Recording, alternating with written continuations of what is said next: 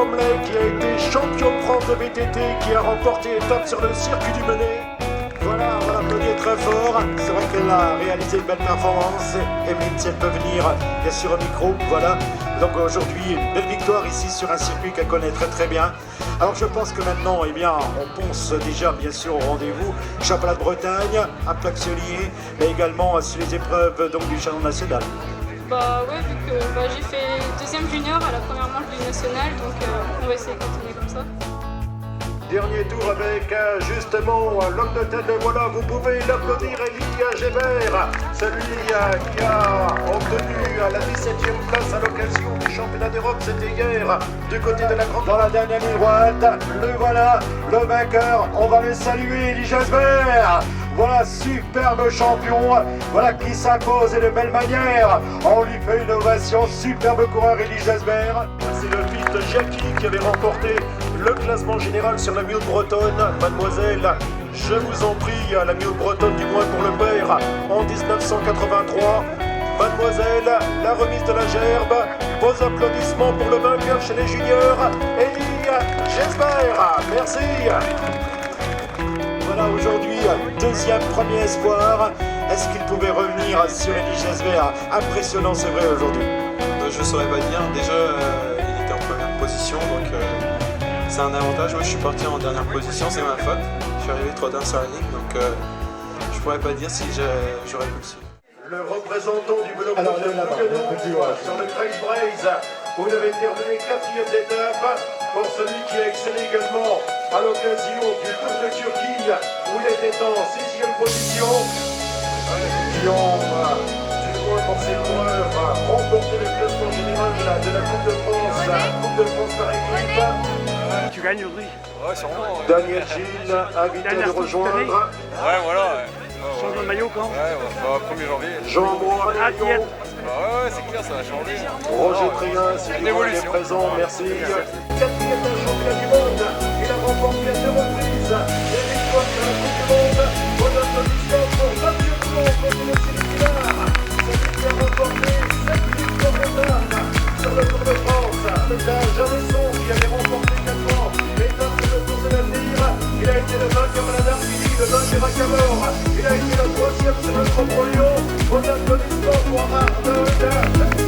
Pour celui qui a été à 6 reprises, champion national, 2 fois champion d'Europe, 3 fois champion du monde, qui est devenu également champion olympique. C'est parti avec le Hubert, ultra rapide avec les coureurs de Marc Mathieu, c'est une nature qu'on connaît également.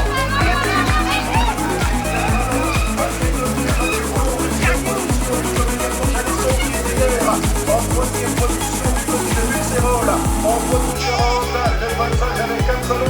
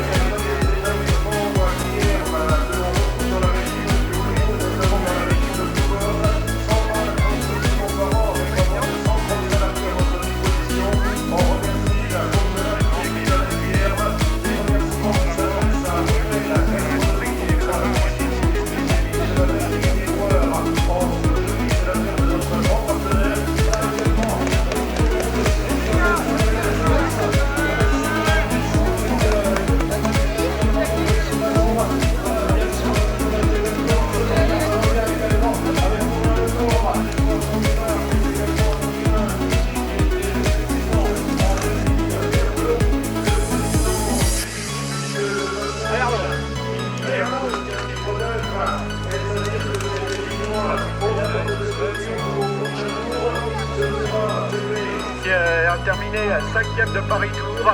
Voilà, on retrouve là également donc sur ce cyclocross l'une des vedettes également. Bien sûr, on va le suivre l'an prochain, c'est l'un des plus rapides, c'est vrai, à suivre avec ce coureur.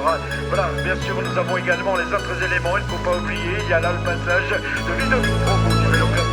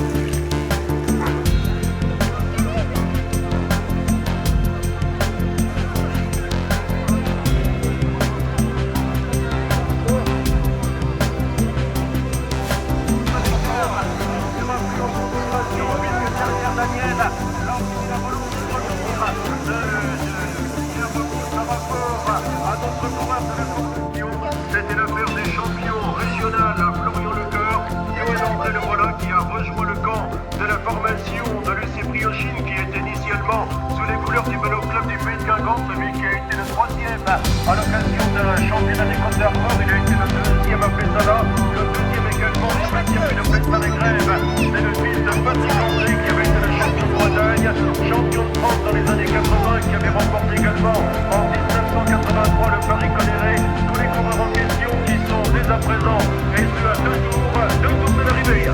Avec le passage de Coureur le Nord et également de la formation donc Bretagne Solaire, avec bien sûr un super garçon qui nous fait là aussi une belle prestation tout à l'heure. Il tenait bien sûr le Valliot au meilleur, c'est Aurélien Daniel, le coureur espoir.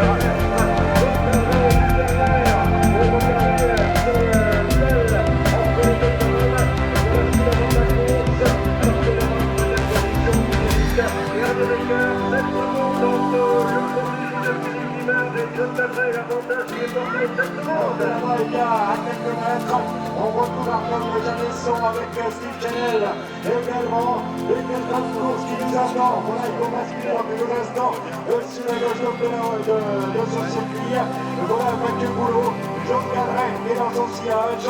Les deux hommes sont là, ça va être long dans quelques instants. Qui a été certes en 12e position, ça fait 2 ans de cela, il a été 3e l'an passé, puisque on a souvenance que c'était Francis Bourret qui avait remporté la victoire devant un certain Steve Chanel. D'abord 3e position, applaudissements pour tous ces coureurs, la sortie mérite. Allez, au prochain passage de l'arrivée, John Cadret en tête, Mathieu Boulot en 10e position, et en 3e Steve Chanel, au retour, Arnaud Janesson est là également, chez les